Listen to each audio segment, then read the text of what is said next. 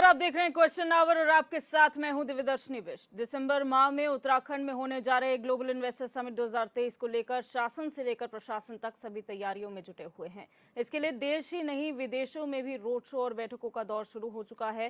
पहले सीएम धामी 4 दिवसीय ब्रिटेन दौरे पर गए थे, जहां उन्होंने करीब 250 इंडस्ट्रियलिस्ट के साथ बैठक कर 12,500 करोड़ के एमओयू साइन किए। इसी क्रम में आगे बढ़ते हुए मुख्यमंत्री ने देश की राजधानी दिल्ली में रोड शो किया और जेएसडब्ल्यू न्यू एनर्जी लिमिटेड के साथ 15,000 करोड़ का एमओयू साइन किया। कंपनी की मदद से अल्मोड़ा में 1500 मेगावाट के 2 पंप स्टोरेज का विकास किया जाएगा, जिसमें 5 से 6 वर्षों का समय लगेगा। योजना से 1000 लोगों को रोजगार के अवसर मिलेंगे। वहीं इस योजना से एक बड़ी आबादी को पेयजल की आपूर्ति और कृषि के लिए सिंचाई की सुविधा उपलब्ध होगी। तो इन कार्यक्रमों को देखकर ऐसा लग रहा है कि सीएम धामी की मुहिम रंग ला रही है।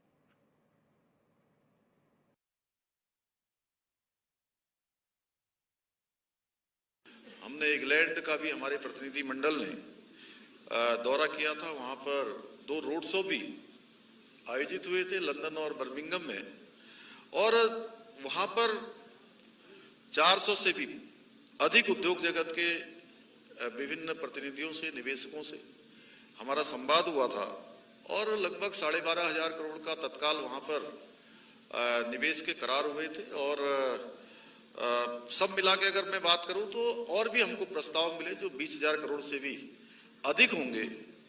और निश्चित रूप से इन निवेश के प्राप्त होने से, करार होने से हम कहीं न कहीं यह बात भी सबके सामने कहते हुए मुझे खुशी हो रही है कि उत्तराखंड के अंदर उद्यमी निवेश करने के लिए आना चाहते हैं, उद्योग स्थापित करना चाहते हैं, निवेश करना चाहते हैं। देवभूमि उत्तराखंड के लगभग 1.25 करोड़ देवतुल्य जनता की ओर से मैं इस इन्वेस्टर ग्लोबल समिट की सफलता के लिए आप सभी को 8 और 9 दिसंबर को जो देहरादून में आयोजित हो रहा है एफआरआई जो रिसर्च इंस्टीट्यूट है हमारा फॉरेस्ट का, उसमें भाग लेने के लिए आप सबको आमंत्रित करने भी आया हूं।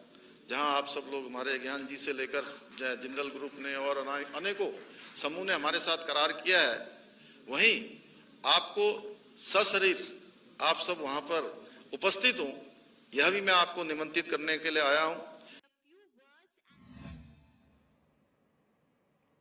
तो आज इसी मुद्दे को लेकर चर्चा करेंगे कि मुख्यमंत्री पुष्कर सिंह धामी की मुहिम जो है ग्लोबल इन्वेस्टर समिट के लिए वो कहीं ना कहीं रंग लाती नजर आ रही है। तमाम मेहमान इस चर्चा का हिस्सा बन चुके हैं। उनका इंट्रोडक्शन आपसे करा देती हूँ।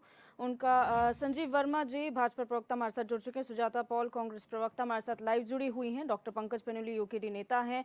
वीरेंद्र शर्मा जी राजनीतिक विश्लेषक हमारे साथ जुड़ चुके हैं। आप सभी मेहमानों का इस चर्चा में बहुत स्वागत है। सबसे पहले संजीव वर्मा जी, शॉर्ट में कमेंट चाहूंगी कि किस तरीके से आज का रोड शो आप देखते हैं, आज के दिन क्या महत्वपूर्ण रहा? दिव्या जी, माननीय मुख्यमंत्री श्री पुष्कर सिंह धामी जी की जो प्रगतिशील और विकासवादी एक युवा दृढ़ सोच है वो, और उत्तराखंड को देश का सर्वश्रेष्ठ राज्य बनाने की दिशा में जो एक बढ़ते हुए, तेजी के साथ बढ़ते हुए जो कदम है, उससे मैं सोचता हूँ कि जो आने वाला जो समय है वो बहुत सुनहरा भविष्य उत्तराखंड का लाने वाला है। जिस प्रकार से अभी विगत माननीय मुख्यमंत्री जी की लंदन की यात्रा थी, चाहे दिल्ली की यात्रा, और तमाम देश से और विदेश से जितने भी उद्योगपति हैं उनका उत्तराखंड के प्रति जो एक लगाव देखने को मिला। उत्तराखंड की भौगोलिक परिस्थितियों को देख के, यहाँ की जलवायु को, यहाँ के मौसम को और यहाँ की जो एक शांत फिजाएं हैं, उन सब को देखते हुए सभी लोग यहाँ पर अपने उद्योग लगाना के लिए आतुर हैं, इच्छुक हैं। और उससे यहाँ एक और जहाँ हमारी स्टेट की जीडीपी जो डबल करने का एक माननीय मुख्यमंत्री जी का लक्ष्य है, उन्होंने निर्धारित किया है, हम उसको अचीव करेंगे। साथ ही रोजगार, स्वरोजगार की दिशा में बहुत बड़ी संख्या में रोजगार हमको मिलेगा। उत्तराखंड की आर्थिक की सुदृढ़ होगी।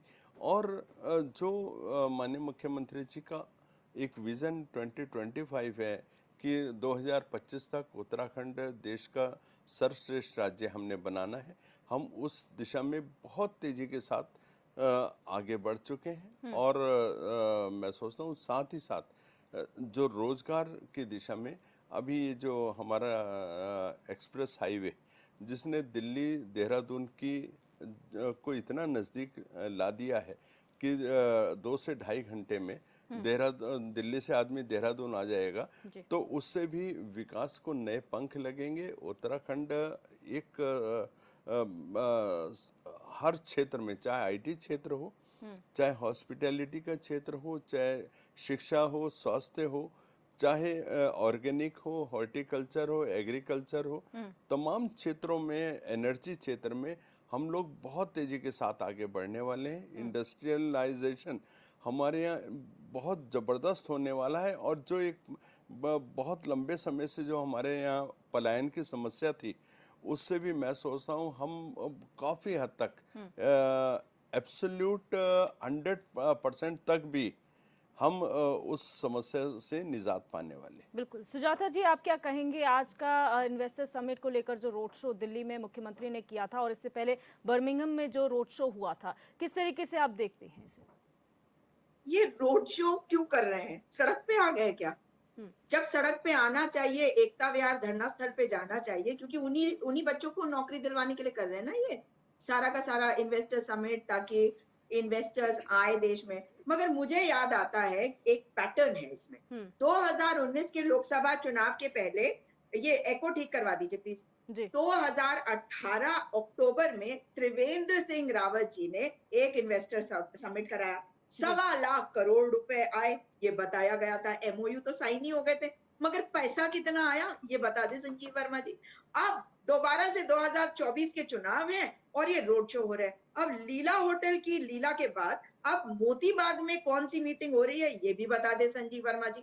और जो ये बड़ी बड़ी बातें बता रहे हैं ना, उसके पहले ये बताएं कि जो हमारी समस्याएं हैं राज्य में, उनको कब आप देखेंगे, उनका समाधान कब देंगे मुख्यमंत्री जी। मुख्यमंत्री जी जा रहे हैं बर्मिंघम में, और कौन कौन गए किस सरकारी खर्चे में, ये भी जरूर बताना चाहिए मुख्यमंत्री जी को, क्योंकि सब कुछ ट्रांसपेरेंट होना चाहिए, क्योंकि वो तो राज्य के लिए कर रहे हैं।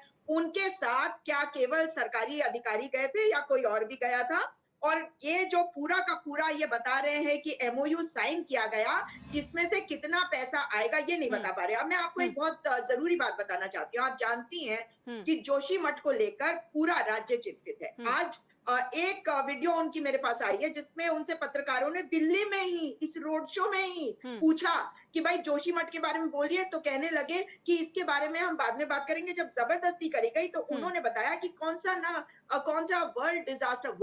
वर्ल्ड डिजास्टर मैनेजमेंट का कोई कांग्रेस करने जा रहे हैं ये। और उसमें ये डिस्कशन होगा कि जोशीमठ में जो हुआ है वो क्यों हुआ। अरे भैया, क्यों हुआ है, कैसे हुआ है, इसका तो डिस्कशन आपको करने की जरूरत ही नहीं है, क्योंकि 9 वैज्ञानिक संस्थाएं ऑलरेडी इस चीज को कर चुकी है। अब आपको तो धरातल पे उतर के चीजों को ठीक करने की जरूरत है। जिस वक्त पूरे हिमालय रेंज पे खतरा मंडरा रहा है, उस वक्त मुख्यमंत्री जी चुनाव खेल रहे हैं, और उस वक्त ये बातें और कहानी बता रहे हैं, क्योंकि जो आ रहे हैं ना, वो कहाँ आ रहे हैं, वो उत्तराखंड आ रहे हैं। गाजियाबाद कितनी दूर है, वहां की एक कंपनी के साथ एक करार किया जाता है। कहां पे किया जाता है? बर्मिंघम में। भाई, आप दिल्ली में रोड शो कर रहे हैं, दिल्ली में ही कर लेते, उत्तराखंड में ही बुला लेते। और उत्तराखंड में अगर वो कंपनी आने को तैयार नहीं थी तो आप चले जाते गाजियाबाद में। भाई, अगर जो कंपनी आपको बर्मिंघम बुला रही है, गाजियाबाद में रहती है बगल में, वो यहाँ पे कार्य करने के लिए आपसे वहां पे एमओयू साइन कर रही है आपके साथ, तो यहाँ का कार्य कब करेगी? नहीं करने वाली। और ये जो झूठ और जुमला है, और ये जो सड़कों पे आप बता रहे हैं ना कि ये रोड शो, मुझे तो समझ में नहीं आया ये रोड शो कैसा हुआ। देहरादून में रोड शो कब करेंगे, पिथौरागढ़ में रोड शो कब करेंगे, बागेश्वर में रोड शो कब करेंगे, और जोशीमठ में रोड शो कब करेंगे, ये बताएं मुख्यमंत्री पुष्कर सिंह धामी जी। और ये जरूर बताएं कि उनके साथ कौन कौन लोग गए थे बर्मिंघम सरकारी खर्चे पे। ये ट्रांसपेरेंट होना चाहिए वर्मा जी। ठीक है। डॉक्टर पंकज पेनुली, इससे पहले डिस्कशन में आपका वक्तव्य जानना चाहती हूँ कि आखिर इसको आप किस तरह से देख रहे हैं। बर्मिंघम में हमने देखा 12,500 करोड़ का इन्वेस्टमेंट के एमओयू पर साइन किया गया, आज वो आंकड़ा 15,000 करोड़ और बढ़ गया। देखिए दिव्या जी, ये जो है एक केवल और केवल स्टंटबाजी है, इसके अलावा कुछ नहीं है। क्योंकि 2018 में जो इन्वेस्टर समिट हुआ था देहरादून के अंदर, उसमें 1,20,000 करोड़ के MOU साइन हुए थे। ये तो अभी हजारों में है। वो लाख करोड़ के MOU साइन हुए थे, वो अभी तक धरातल पे कहीं नहीं है। टूरिज्म के सेक्टर में हुआ था, एजुकेशन में हुआ था, एनर्जी में हुआ था, इंफ्रास्ट्रक्चर में हुआ था, वो कहीं अभी तक धरातल पे देखने को नहीं मिला। दूसरी बात, ये जो इन्वेस्टर समिट होंगे, ये इन्वेस्टमेंट आएगा, ये केवल हरिद्वार, देहरादून और उधम सिंह नगर के लिए आएगा या पहाड़ के सेंट्रिक और पहाड़ के फोकस करके भी कुछ आएगा? क्योंकि हमारे ऊपर के 10 जिले जो हैं, जो ये विकास है आज तक जो ये दोनों पार्टियों ने करा है, ये केवल हरिद्वार, देहरादून और उधम सिंह नगर का करा है। पहाड़ों की सेंट्रिक या पहाड़ों के लिए कोई स्पेसिफिक इस तरीके के कोई योजनाएं, इस तरीके की कोई इन्वेस्टमेंट आई है? देखिए 2018 में हमने अपना भू कानून खोया। हम लड़े क्यों थे यूपी से भैया? अगर ऐसी था तो यूपी बढ़िया था। अगर हमारा भू कानून हमारे पास नहीं होगा, अगर हमारे संरक्षण, हमारी संस्कृति और हमारी जमीन को नहीं बचाया जाएगा, हमने 2018 में खोया विकास के नाम पे। क्या आया विकास? 1,000 करोड़ का विकास भी नहीं आया। आप बता दें उनमें से कितने MOU जो है आपके मटेरियलाइज हुए? 1,000 करोड़ के MOU मटेरियलाइज नहीं हुए, लेकिन हमारा सब कुछ छीन लिया। DM को उन्होंने जमीन अलॉट करने का परमिशन दे दी। हमारे जो पहाड़, बुग्याल और जो हमारे चीजें थी वो सारी बेचने लग गए अरबपतियों को, और जिन्होंने उसमें से जमीन अलॉट करवा के जमीन ली, उनमें से कितने लोगों ने धरातल पे उद्योग लगाए, वो बाद में कन्वर्ट हो गए, उनका लैंड यूज चेंज हो गया। तो ये सारी चीजों को जो है इन्वेस्टर समिट को, इस बार के मुख्यमंत्री को और इस बार के जो सरकार करवा रही है, वैसे तो 2018 का भी जो इन्वेस्टर समिट था वो भी भाजपा ने कराया था। भाजपा की जिम्मेदारी थी क्योंकि उनकी सरकार थी, और सरकार ने, अगर पिछली सरकार ने कुछ करा है तो सक्सेसर गवर्नमेंट को उसको आगे बढ़ाने का काम करना चाहिए। बिल्कुल। लेकिन वो नहीं हुआ। ये नए तरीके का एक MOU का केवल MOU का पुलिंदा बांध रहे हैं, जिसका जो है आज की डेट पे केवल और केवल एक मकसद है, कैसे 2024 के इलेक्शन में बीजेपी की साख को बचाई जाए, जो लगातार गिरती हुई साख है उसको कैसे मेंटेन करा जाए। इस वजह के लिए, इस चीज के लिए एक सगुफा, जैसे 19 के इलेक्शन से पहले 18 में आया, 24 के इलेक्शन से पहले 23 में आया। 18 वालों को अगर पूरा कर लेते तो 23 की जरूरत ही नहीं थी। और दूसरी बात, पहाड़ सेंट्रिक कब आओगे? ठीक है, पहाड़ों में कब उद्योग लगेंगे? पहाड़ों का फोकस्ड कब इंडस्ट्री आएगी? ये बड़ा सवाल है। वीरेंद्र शर्मा जी, आपका एनालिसिस क्या कहता है? ये जो आंकड़े बढ़ते जा रहे हैं, 2.5 लाख करोड़ का लक्ष्य यहाँ पर रखा गया है, उसके प्रति धीरे धीरे बढ़ते जा रहे हैं, लेकिन जो सवाल है वो जस के तस से 2018 से कंपैरिजन हो रहा है। देखिए दिव्या जी, अगर हम कागजों में इन चीज़ों को देखें तो देखने और सुनने में बड़ा अच्छा लगता है, परंतु धरातल पे इसका अगर हम इम्प्लीमेंटेशन देखें तो वो नहीं है। अगर सरकारें पहले भी ये काम कर चुकी है, ये कोई नया काम नहीं है। बीजेपी की गवर्नमेंट ने ही पहले, जैसा कि अभी हमारे बाकी साथियों ने भी कहा कि त्रिवेंद्र रावत जी भी बहुत बार ये समिट के MOUs साइन कर चुके हैं और लाखों में कर चुके हैं, और लाख करोड़, 1.25 लाख करोड़ अगर उन्होंने किए थे तो उसका आज इम्पैक्ट क्या है, हमारे उत्तराखंड में कितना प्रॉफिट हुआ? देखिए, MOUs साइन करना ये बहुत एक मतलब एक मीटिंग एक बंद कमरे में हो रही है और धरातल पे उसका कोई इम्प्लीमेंटेशन नहीं है। परंतु फिर भी अगर हम इसको इस नज़रिए से देखें कि हमारे प्रदेश हित में हो रहे हैं तो ये होने चाहिए, परंतु इसका आप इम्प्लीमेंटेशन कब करेंगे? और सवाल ये भी है, जैसा कि अभी पैनुली जी ने कहा कि हमारे जो पहाड़ी राज्य हैं, पहाड़ी जिले हैं, सॉरी, जो पहाड़ी जिलों में हमारे यहाँ कब विकास होगा? कब ये लोग पहाड़ों की ओर हमारे उद्योग लगाएंगे जहां जरूरत है लोगों को, जहां हमने पलायन रोकना है। पलायन सबसे बड़ी समस्या है। आज गांव के गांव खाली हो गए हैं। आप देखिएगा वहां बाहर के लोग आके गांव में प्रधान बन रहे। अब जो नेपाल से आए हुए लोग मजदूरी करने के लिए आते थे, आज वो वहाँ गांव के प्रधान है। आपके पौड़ी जिले में जाइए, बहुत सारे ऐसे गांव हैं जहाँ ये सब चीजें देखने को मिल रही है। तो अपने लोग तो वहां से छोड़ के देहरादून, हरिद्वार और हल्द्वानी 3 मेन स्टेशनों में आ रहे हैं। यहाँ भीड़ भड़ाका हो गया है, यहाँ पे शॉर्टेज हो गई है, जमीन से लेकर हर एक चीजों की यहाँ पे कमी है। लेकिन पहाड़ों से तो लोग यहाँ आ रहे हैं क्योंकि यहाँ संसाधन है, वहाँ संसाधन नहीं है लोगों के पास। तो ये पहाड़ों की ओर कब देखेंगे? अगर ये एमओयूज कर रहे हैं तो ये इसको धरातल पे आप कहाँ उतारेंगे? क्या देहरादून के अंदर उतारेंगे आप?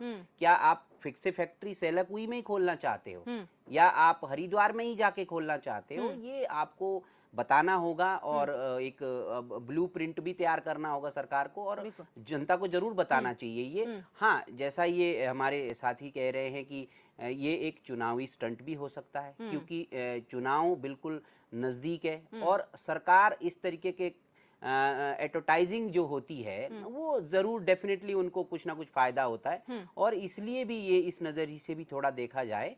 परंतु फिर भी हम सोचेंगे कि ये एक पॉजिटिव साइन है हमारे प्रदेश के लिए। और जैसा मोदी जी ने पहले भी कहा था आपको, मोदी जी तो देखिए हमारे कह रहे हैं लोकल फॉर वोकल की एक बात कर रहे हैं, और हम विदेशी कंपनियों को यहाँ बुला के, वो ऐसा तो है नहीं घाटा खाने के लिए यहाँ पे आ रही होगी, वो तो यहाँ से हमसे ही पैसा कमा के ले जाना चाहती है। अगर कोई इस तरीके के एमओयू साइन हो भी रहे हैं तो कौन सी कंपनी ऐसी होगी जो भारत को देना चाहती है कुछ? भारत को कुछ नहीं है। यहाँ का वो मैन पावर यूज करेंगे और एक कम रेट पे यूज करेंगे, और जिसकी वजह से प्रॉफिट तो उन्हीं को लेकर जाना है। अपनी कंपनियों को, अपने एमएससीज को आपको आगे बढ़ाना चाहिए। छोटे छोटे जो हमारे जो उद्योग है उनको बढ़ावा देना चाहिए, और लोकल फॉर वोकल जो आपने आवाज उठाई है, अगर सचमुच में आप इसके बारे में सोचते हैं तो मेरा कहना तो यह है कि इस पे ज्यादा ध्यान देना चाहिए सरकार को, बजाय बर्गिम उधर इंग्लैंड में जाके आप एमओयू साइन करो या इस तरीके की बातें करो। ठीक है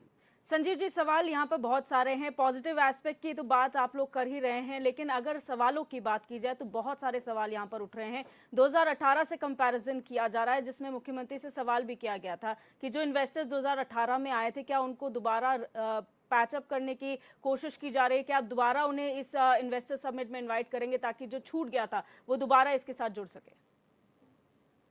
दिव्या जी, देखिए, भारतीय जनता पार्टी की सोच बिल्कुल स्पष्ट है।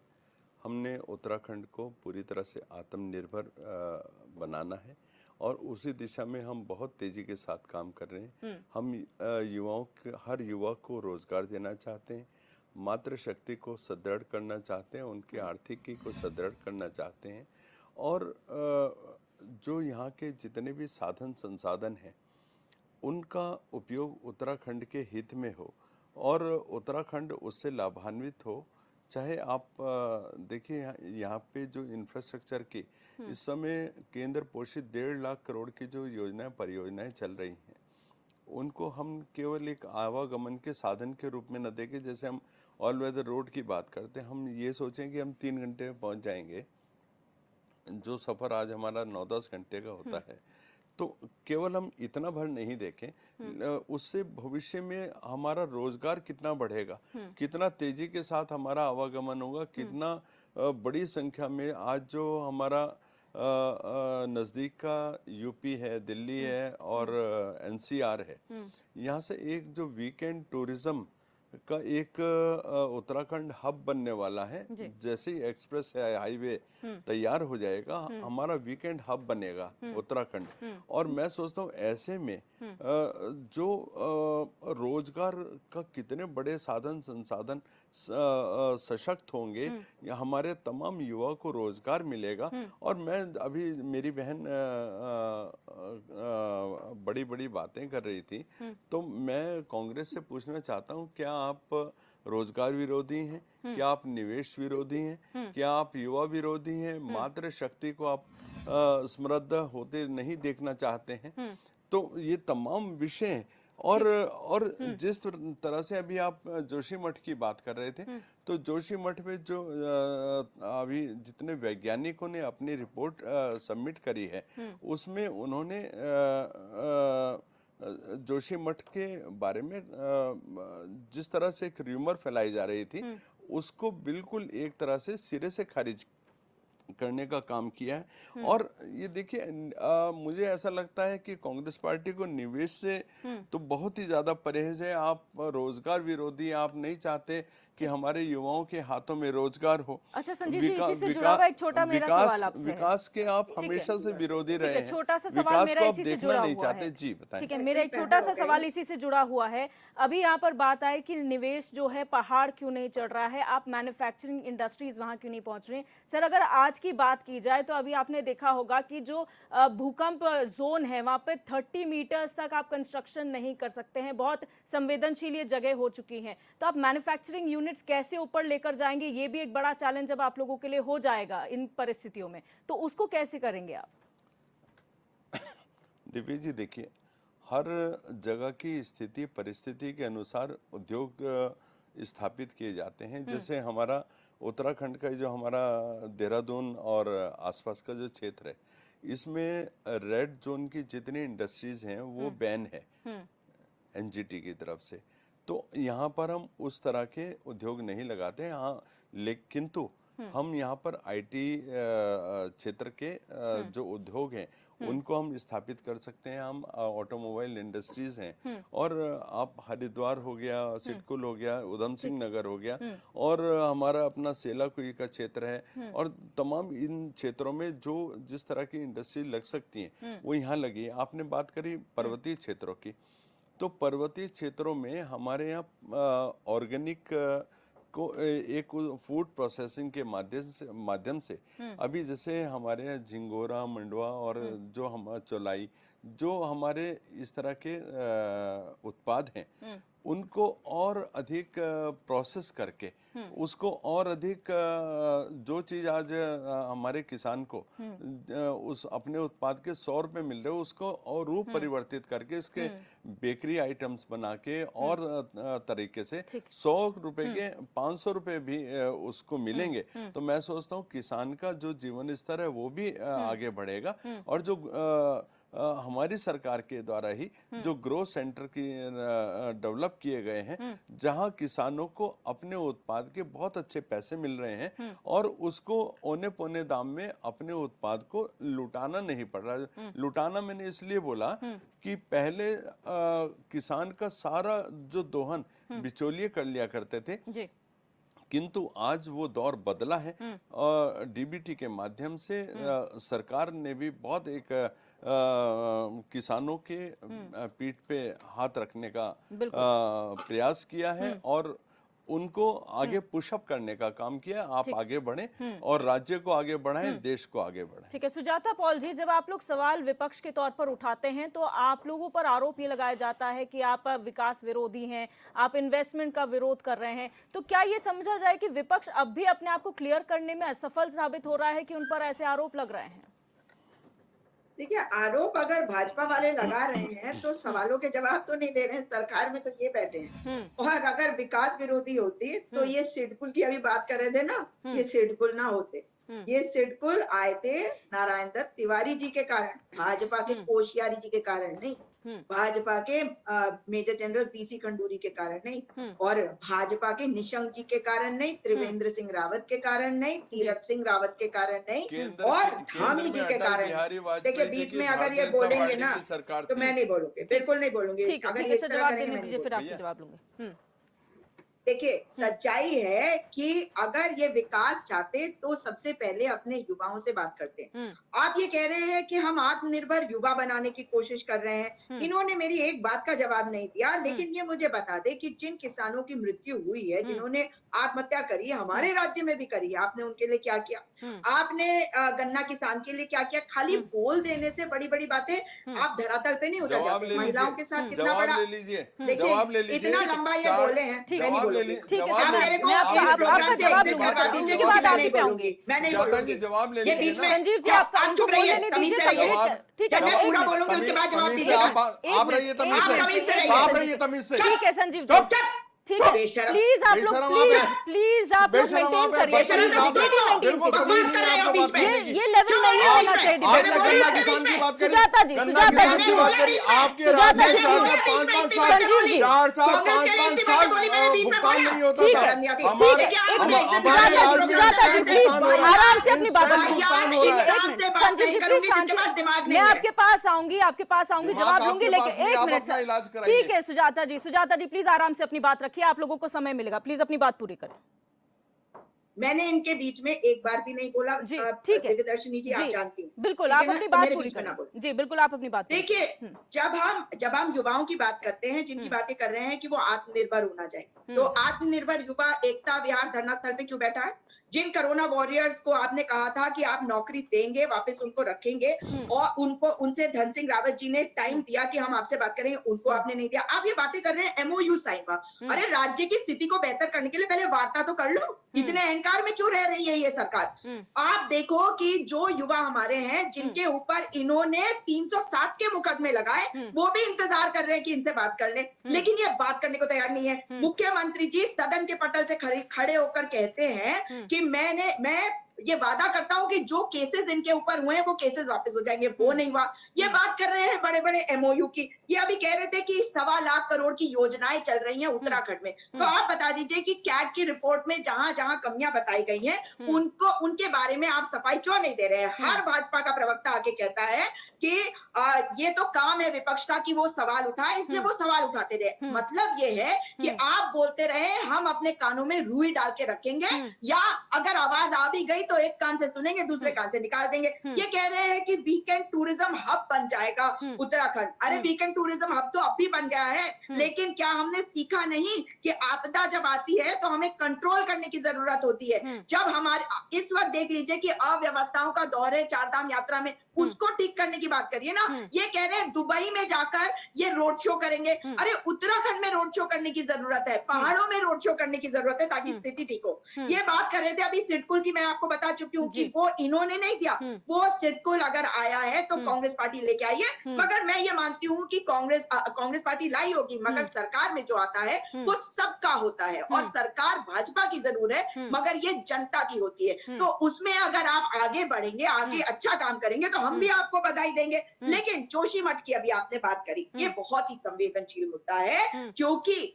अगर मैन्युफैक्चरिंग यूनिट्स की आप बात कर रहे हैं, ये कह रहे हैं जो झिंगोरा, मंडुआ, चौलाई को उगाने की बात कर रहे हैं, नहीं जी, सच्चाई है कि वो तो उग रहे हैं, उसको भी आगे बढ़ाने का काम हरीश रावत जी की सरकार ने बहुत ही अच्छी तरीके से किया था, और उस काम को आगे बढ़ाने का काम आपको करना चाहिए। लेकिन जब हम जोशीमठ की बात करते हैं तो आज तक समाधान नहीं आया। जो 9 ऑर्गेनाइजेशंस, वैज्ञानिक ऑर्गेनाइजेशंस ने रिपोर्ट दी है, उसको आप साझा कर दीजिए, पहली बात।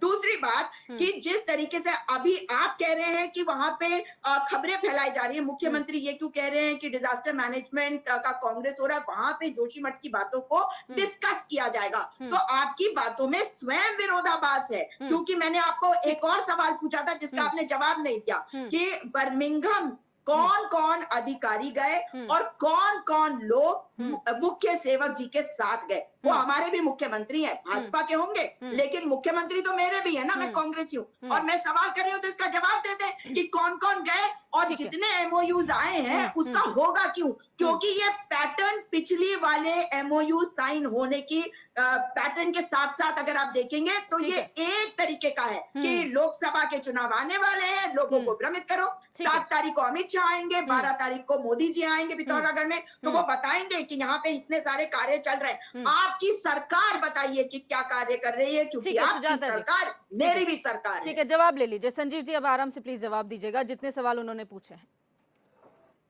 दिव्य जी, अभी कांग्रेस की प्रवक्ता ने पूछा, उन्होंने कहा कि आपके अमित शाह जी आ रहे हैं, मोदी जी आ रहे हैं, तो आपको किसने रुकाया? आप भी बुलवाइए राहुल गांधी जी को, प्रियंका गांधी जी को, सोनिया गांधी जी को। सब लोग स्वतंत्र है ना, वो हमारी नेता हैं, और अरे मेरे भी प्रधानमंत्री है, अजब गजब की बात मत करिए। हम तो जब आते I'm sorry, मैं बीच में बोल रही हूँ। हमारे बड़े मैं नेता sorry, I'm हमारे sorry, बड़े मैं बीच में बोल रही हूँ। हमारे अरे बड़े वो नेता मेरे भी जब भी आते हैं प्रधानमंत्री यहाँ हैं, मेरे भी उत्तराखंड को कोई गृहमंत्री ना हैं। कोई कैसी बड़ी अजीब बातें सौगात कर रहे देकर हैं? जाते हैं, सरकारी बड़ी खर्चे पे आ सौगात रहे हैं या जवाब पार्टी ले के लेते खर्चे हैं पे आ रहे सुजाता हैं? जी, जवाब ले लेते हैं। नहीं अब इधर बाकी पूछिए ना, सवाल मैं एक छोटी सी इंटरवेंशन है कि सरकारी खर्चे पे आ रहे हैं या पार्टी के खर्चे पे आ रहे हैं। सरकारी खर्चे पे आ रहे हैं तो मेरे प्रधानमंत्री आ रहे हैं, मेरे गृह मंत्री आ रहे हैं, इसलिए इसको आप जोड़ के मत देखिए अपनी पार्टी से। ठीक है। ठीक है ना? ठीक है, जवाब दीजिए संदीप जी। दिव्या जी देखिए हम्म। अभी इन्होंने कहा हम्म। सिडकुल की इन्होंने बात करी, उस समय केंद्र में सरकार किसकी थी? स्वर्गीय अटल बिहारी वाजपेयी जी का। इतना बड़ा दिल दिखाते हुए स्वर्गीय अटल बिहारी वाजपेयी जी ने, जो हमारी भारतीय जनता पार्टी की सरकार थी, उत्तराखंड का हम लोग हमेशा भला चाहते हैं। उत्तराखंड का राज्य का गठन भारतीय जनता पार्टी ने किया और विशेष राज्य का दर्जा देने का भी काम भारतीय जनता पार्टी ने किया। 1000 करोड़ का औद्योगिक पैकेज देने का भी काम हमने किया।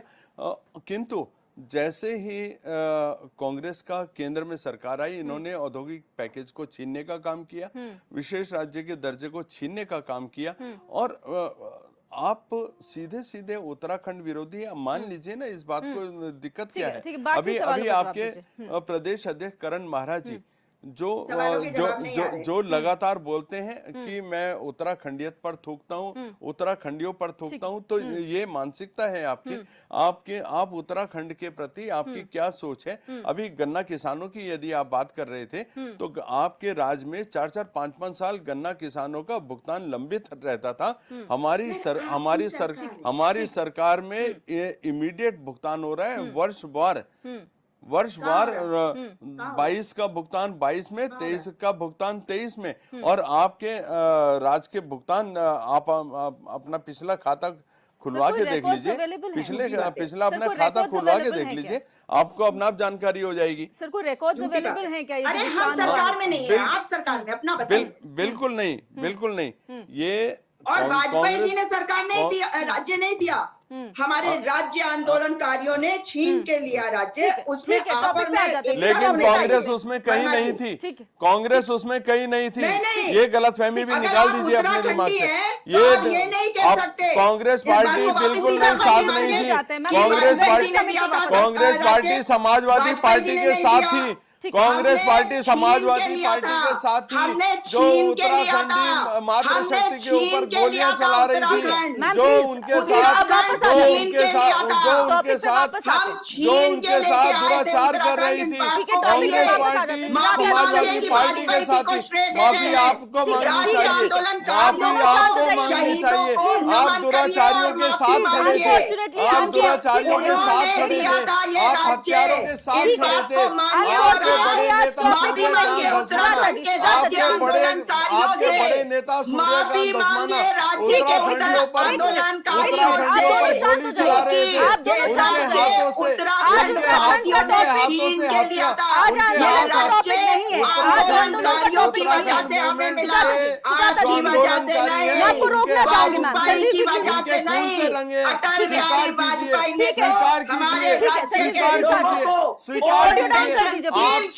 ऑडियो डाउन कीजिए।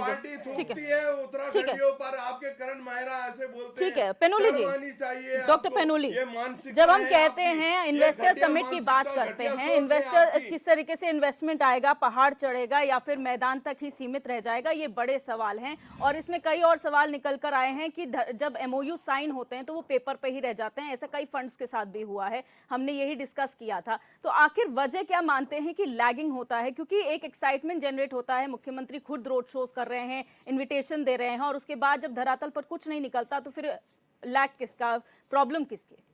देखिए दिव्या जी, एक मूवी के रिलीज होने से पहले प्रमोशन के लिए जिस तरीके से जाते हैं एक्टर और एक्ट्रेस अलग अलग जगह जाके रोड शो करते हैं, वैसी कुछ ये है, इससे ज्यादा कुछ नहीं है। दूसरी बात कि हमारा जो स्टेट है वो वैसे भी जोन 5 में है भूकंप के, ठीक है। जोन 5 में अगर वो भूकंप के है तो हम वैसे भी सेंसिटिव स्टेट के अंदर आते हैं। और मैदान और पहाड़ के लिए अलग अलग इंडस्ट्रीज होती हैं।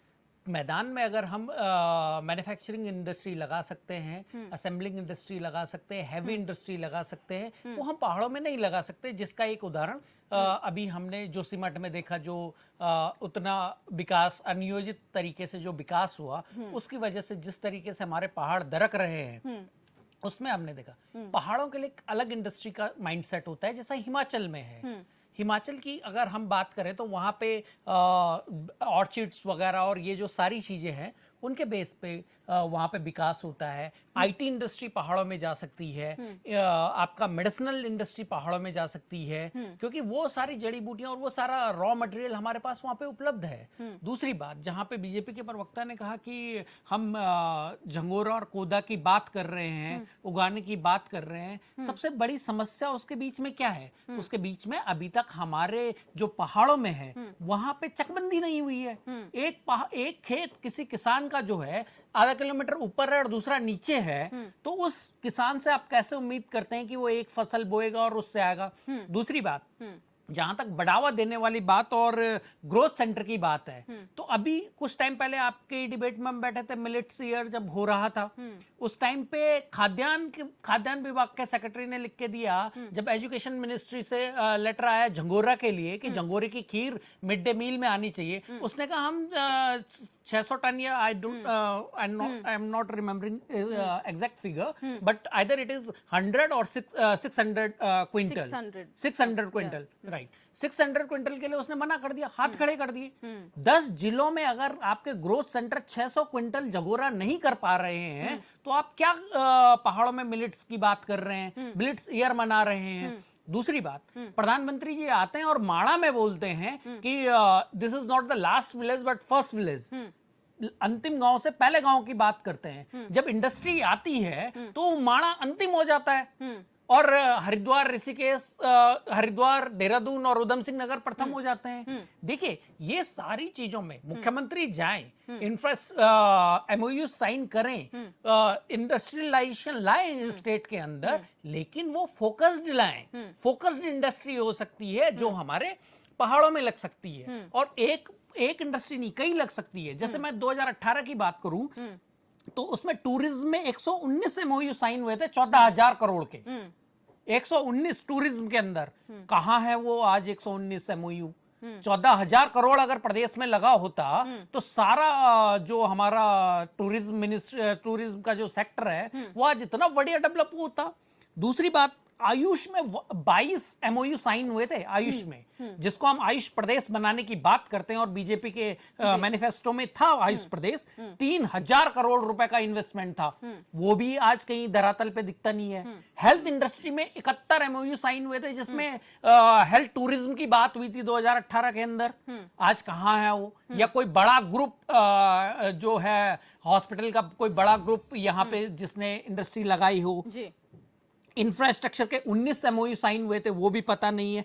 इस तरीके से जैसे एनर्जी सेक्टर में 19 हुए थे, एनर्जी सेक्टर में 40,000 या समथिंग इतने का 19 एमओयू साइन हुए थे, वो कहाँ है आज धरातल पे? वो नहीं है। हमें जरूरत है उत्तराखंड के हिसाब से उत्तराखंड के विकास करने की, जिसमें रनिंग वाटर डैम होते हैं और मेडिकल इंडस्ट्री है, आयुर्वेदा है हमारे पास, वेलनेस सेंटर्स हम कर सकते हैं। जैसे केरल का एक मॉडल है आयुर्वेदा और आयुष में, वो उत्तराखंड में हो सकता है। मेडिकल टूरिज्म उत्तराखंड के पहाड़ों में हो सकता है, अगर हम इन चीजों पे ध्यान दें, टूरिज्म पे अगर हम ध्यान दें तो वो। मैं 20 सेकंड और मुझे दे देना। दूसरी बात, जहां तक बात रही कि हमारे बड़े भाई ने कहा कि वीकेंड टूरिज्म का स्पॉट बन रहा है, भाई साहब ये विकास करने के बजाय हमें इसको कंट्रोल करने की जरूरत है। अभी रिपोर्ट आई थी मसूरी पे कि जोशीमठ जैसा हाल जो है वो मसूरी का हो सकता है। क्या हम चाहते हैं कि हमारा एक स्पॉट जो मसूरी हो, नैनीताल हो, ये चीजें जो है फिर वही जोशीमठ वाले डर्रे पे चल जाए?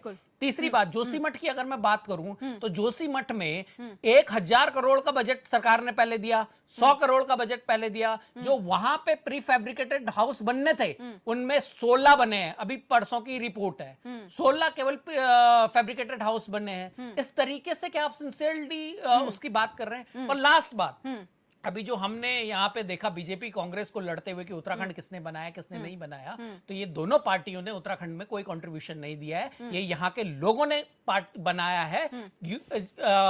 मेरी लाश पे बनेगा उत्तराखंड ऐसा कहने वाले नरेंद्र तिवारी, और यूपी का सिरमौर है उत्तराखंड ऐसे कहने वाले अटल बिहारी वाजपेयी। 1994 से 2000 तक उत्तराखंड के बिल को लटकाने वाले भाजपा के मिनिस्टर, और यूपी के अंदर 29 अमेंडमेंट करके उत्तराखंड के मूलभूत सुविधाओं को और उत्तराखंड के मूलभूत अधिकारों को छीनने वाली पार्टियां आज उत्तराखंड का श्रेय ले रही हैं। मुझे दुख भी हो रहा था और हंसी भी आ रही थी। ठीक है वीरेंद्र शर्मा जी, जब हम आंकड़ों की बात करते हैं बहुत अच्छा लगता है सुन के, इतने 1000 करोड़ का एमओयू साइन हो गया है, 18 हमारे पास एग्जाम्पल के तौर पर है। आपको क्या लगता है कहां कमियां रही हैं कि इन्वेस्टर्स हमारे प्रदेश में आए, एमओयू साइन हुए, लेकिन कोविड को एक एग्जाम्पल के तौर पर लिया जाता है, लेकिन उसके बाद का क्या है, उसके बाद भी कंटिन्यू किया जा सकता था। आखिर लूप होल्स कहां हैं जिसको अब रेक्टिफाई करने की जरूरत है?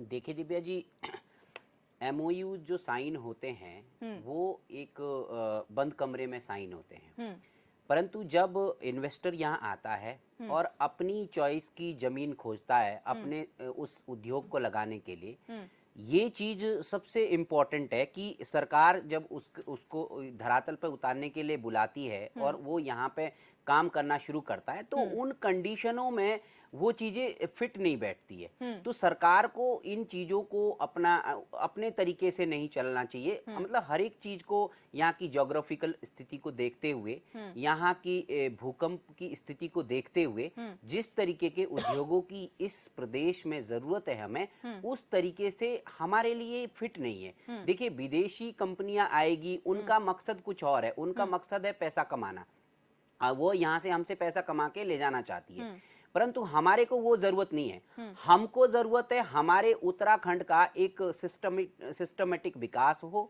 और हमारे लोगों को उसमें रोजगार मिले। अब जैसा कि हम शुरू से बात कर रहे हैं कि भाई हमारे पहाड़ों में होना चाहिए ये सब चीजें।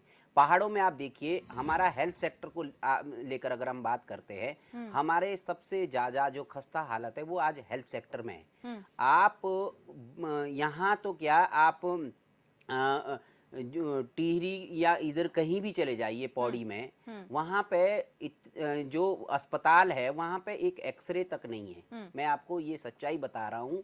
बड़े बड़े अस्पतालों के नाम से, बड़े बड़े उसके नाम से पैसा सरकार डकार चुकी है, पिछली सरकारें, परंतु वहाँ पे जो सुविधाएं हैं वो एकदम जीरो है और कई तरीके के इस पे कोई प्रयास नहीं है। जैसा कि अभी पैनुली जी ने भी कहा कि ये एक आयुष प्रदेश बनना चाहिए, जरूर बनना चाहिए हमारे को, क्योंकि हमारे प्रदेश में ही तो सबसे ज्यादा जड़ी बूटियां है, पहाड़ों में ये सारी चीजें। इसकी ओर क्यों ध्यान नहीं देते हम लोग? लोकल फॉर वोकल की ओर ध्यान क्यों नहीं देते हम बागवानी को क्यों बढ़ावा नहीं देते? हमारे प्रदेश में तो इतनी अच्छी ज्योग्राफिकल कंडीशन है, हिमाचल की तरह है, कि हम भी अपने बागवानी में हम भी हिमाचल के साथ कॉम्पिटिट कर सकते हैं अगर हम लोग भी उसकी उन चीजों की ओर बढ़ावा दे। अब सरकार ने अभी कुछ सालों पहले टूरिज्म के क्षेत्र में होम स्टे का एक कॉन्सेप्ट लाया था, और ये जो पुराने घर, जो मकान हमारे गांव में होते हैं, उसी में जो उसका जो कल्चरल होम स्टे जो है वो उसकी ओर लोग अट्रैक्ट हो रहे हैं और लोग जा रहे हैं वहाँ। टूरिज्म वहाँ उसमें बढ़ रहा है, बढ़ावा मिल रहा है उस चीज को, परंतु उसमें भी आप अगर ठीक ढंग से देखें तो उसमें भी पैसा मतलब ठीक ढंग से इस्तेमाल नहीं किया जा रहा है, और वो भी बहुत बहुत गलत तरीके से होता अगर ठीक ढंग से जांच की जाए इन चीजों की। होम स्टे के नाम से गलत स्कीमें, गलत फ्रॉड चीजें बहुत चलती है, ये तो एक अलग विषय है ना। परंतु अगर हम सरकारों से, हमारी तो बस यही उम्मीद है कि जो अभी भाजपा सरकार है कि अगर आप एमओयूज साइन कर रहे हैं पेपरों पे, तो धरातल पे उतारने के लिए आपको बहुत मेहनत करनी होगी और एक सिस्टमेटिक तरीके से लाना होगा, और खासकर आपको पहाड़ों की ओर ध्यान देना होगा। देखिए, हमारे पास ज्यादा प्लेन एरिया नहीं है, हमारे पास प्लेन एरिया सिर्फ आपका देहरादून, हरिद्वार, उधम सिंह नगर के कुछ जिले, कुछ क्षेत्र है ना, और बाकी हम सब पूरा पहाड़ है हमारे, ठीक और है। पहाड़ों में हमें इस चीज की सख्त जरूरत है। ठीक। हमें एजुकेशन के सेक्टर में भी जरूरत है, आईटी के सेक्टर में भी जरूरत है, हेल्थ के सेक्टर में भी बहुत जरूरत है, बागवानी के क्षेत्र में भी जरूरत है, टूरिज्म के क्षेत्र में भी हमें बहुत जरूरत है। ठीक है संजीव वर्मा जी, यहाँ पर जो एरिया फोकस्ड जो इन्वेस्टमेंट की बात कही जा रही है, क्योंकि हर स्टेट का अपना एक मेकिंग है, ज्योग्राफिकल कंडीशंस अलग हैं, यूपी के कंडीशंस अलग हैं क्योंकि वहाँ मैन्युफैक्चरिंग हब हो सकता है, और हरिद्वार उधम सिंह नगर ये वो जिले हैं जो ऑलरेडी यूपी को टच करते हैं, तो कहीं ना कहीं उसका इम्पैक्ट आ जाता है। लेकिन पहाड़ी जिलों की अगर बात की जाए तो हमारा तीर्थाटन वहाँ हो सकता है, धर्माटन वहाँ हो सकता है, और आयुष और मेडिकल जो कहा जा रहा है वो हो सकता है, तो इन पर क्यों नहीं फोकस किया जा सकता? दिव्या जी देखिए, आपने बिल्कुल सही कहा। जगह के और वहाँ की जो भौगोलिक स्थितियाँ हैं और तमाम चीज़ों का आकलन करके ही इंडस्ट्रीज लगाई जाती हैं। और जैसे पर्वतीय क्षेत्र हमारे हैं, क्योंकि वहाँ पर बड़ी ज़मीनें नहीं मिलती जो बड़ी इंडस्ट्री लग जाए, और ज़मीनें छोटी छोटी हैं, फिर पहाड़ी वो है आवागमन के जो हमारे को कच्चा माल ऊपर ले आना है फिर वहाँ से वापसी, तो कॉस्ट भी एक तरह से डबल होती है। तो बहुत सारी ऐसी चीज़ें हैं। अब जैसे आईटी सेक्टर है उसकी और हमारी सरकार का फोकस है, हॉस्पिटैलिटी की और हमारा सरकार का फोकस है। जो हमारा शिक्षा क्षेत्र है, हम जो अपने पर्वतीय क्षेत्र हैं वहाँ पर हम शिक्षा के प्रसार के लिए हम लोग आगे बढ़ रहे हैं। जो मेडिसिटी और हर्बल हब्स और एक अरोमा जो हमारे खुशबू वाले पौधा हैं, उसको हम लोग अपना पर्वतीय क्षेत्रों में, जो हमारे जो सुदूर पर्वतीय अंचल हैं वहाँ पर फल पट्टी सेब की जो अच्छी स्पीसीज हैं, और पुलम है और बहुत सारी इस तरह के हैं जो हमारे वहाँ पर हो सकती हैं, और ऑर्गेनिक खेती और हॉर्टिकल्चर, ये जो तमाम चीज़ें हैं, इन सारी चीज़ों से अभी एक सबसे जो पलायन को रोकने में बहुत हद तक एक मील का पत्थर साबित हुआ है होम स्टे। होम स्टे के अभी 4100 का आंकड़ा अभी ऑन रिकॉर्ड है। बहुत सारे ऐसे लोग भी हैं जिन्होंने होम स्टे भी बनाया है किंतु अपना दर्ज नहीं कराया। उससे जैसा हमारे माननीय प्रधानमंत्री जी का एक आह्वान था कि आप जॉब सीकर नहीं बल्कि जॉब गिवर की भूमिका में आए, तो मैं सोचता हूँ हमारे युवाओं ने उसको आत्मसात करते हुए जो होम स्टे की परिकल्पना में लोग आए हैं, तो उन्होंने अपने घर बैठे ही अपने घरों को छोटा एक होटल का रूप भी दिया, और एक तरह से पलायन से भी मुक्ति मिली, साथ में अपने स्थानीय 4-5-7 लोगों को, युवाओं को वो लोग रोजगार भी दे रहे हैं। तो मैं सोचता हूँ पलायन को रोकने की दिशा में भी हम लोग बहुत तेजी से आगे बढ़े। अभी मेरी बहन बोल रही थी डबल इंजन की जहाँ तक हम बात करते हैं, तो देखिए डबल इंजन का मौका आपको भी 5 साल मिला, 2004 से 2007 तक 3 साल, और इधर 2012 से 2014 तक केंद्र में और राज्य में दोनों जगह आपकी सरकार थी। आप भी चाहते तो आप बहुत कुछ गेन कर सकते थे, किंतु आपने नहीं किया। बात सबसे बड़ी क्या होती है कि इच्छा शक्ति होनी चाहिए।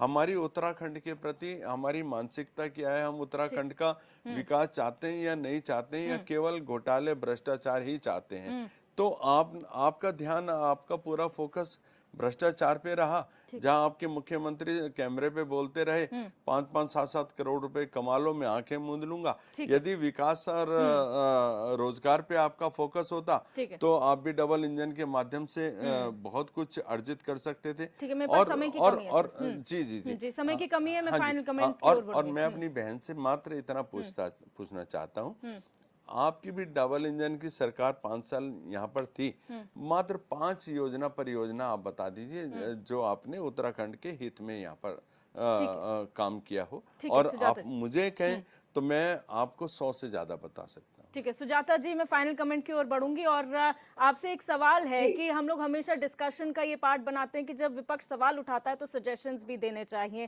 क्या आपको नहीं लगता कि अपने एक्सपीरियंसेस से जो आप लोगों ने इस सेक्टर में एक्सपीरियंस किया है वो सरकार के साथ शेयर किया जाए तो कुछ इम्प्लीमेंट हो जाए?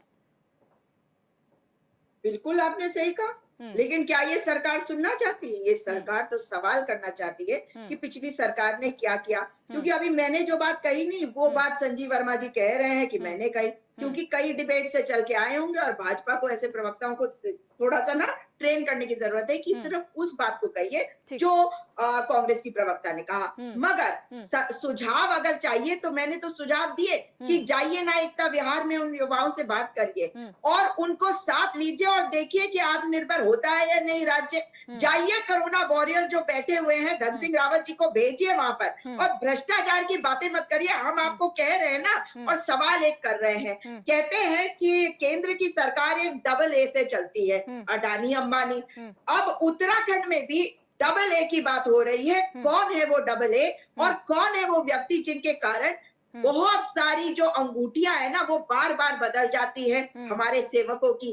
तो ये सारे लोग जब तक एक कोटरी बनाकर कार्य करेंगे तो राज्य आगे नहीं बढ़ेगा। इन चीजों से बाहर ठीक निकलिए है। और हिमालय राज्य है, समझिए कि जोशीमठ की समस्या सामने खड़ी है, आंखें खोलिए और बोलिए वरना जनता माफ नहीं करेगी। बिल्कुल पनूली जी, शॉर्ट में फाइनल कमेंट। अब आपको क्या लगता है लगातार इस तरीके के रोड शोज आगे भी होते रहेंगे जब तक ये इवेंट नहीं हो जाता?